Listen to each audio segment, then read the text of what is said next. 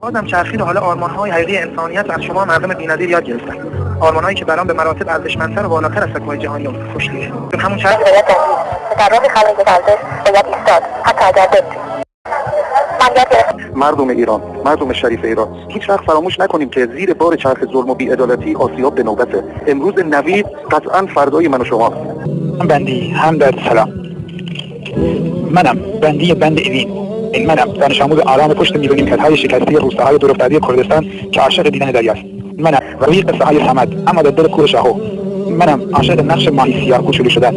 خیلی دوست دارم حالا که دارم میرم واقعا آخرش وقتی چند سال گذشت خوشحال باشم که رفتم تصادفات رو همه چی عوض شد.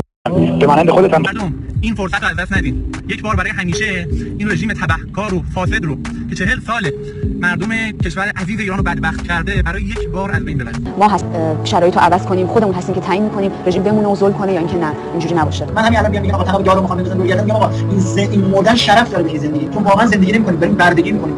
به راه افتاد، به دنبال روشنایی، به دنبال نور، پرتو نور. گام‌هایش بلند بود. کم کم دوید تا بتواند سریع‌تر معنا رو پیدا کند. معنای چه؟ نور یا زندگی یا هر دو؟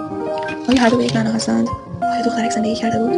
من در طول مبارزاتی که داشتم آموختم که برای فرد مبارز اهمیتی نداره که حتما خودش به هدف نهاییش برسه، بلکه مهمتر از همه چیز تداوم مبارزه در رسیدن به هدفش و معتقدم که عدالت و آزادی دموکراسی مثل تنفس برای هر انسانی هدفی لازمه. زندان‌های ایران پر است از جوانان و نوجوانانی که به اتهام اندیشیدن و فکر کردن و کتاب خواندن توقیف و شکنجه و زندانی میشوند. ولی آیا با تمام این اعمالی که صورت میگیرد تمام این خفقان میتوان جلوی اندیشه را گرفت؟ تا آخرین لحظه اعداد پشیمونی نکرد. تو پرونده‌ام نوشته مجرم اعداد پشیمونی نکرد. من گفتم همین که هست اعداد پشیمونی تا لحظه آخر گردن گرفتم همه کار که کردم. ما کسانی نبودیم که درد و ناراحتی مردم رو ببینیم و ساکت بشیم. هنگامی که اخباری که از سیستان و بلوچستان برای ما میرسه و همه ما میرسه، آیا بدن هر ایرانی رو که به ملتش و وطنش عشق می‌ورزه نمی‌دونیم که میتونیم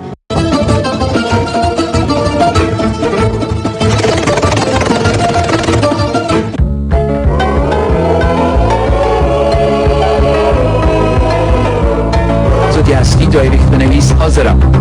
از برای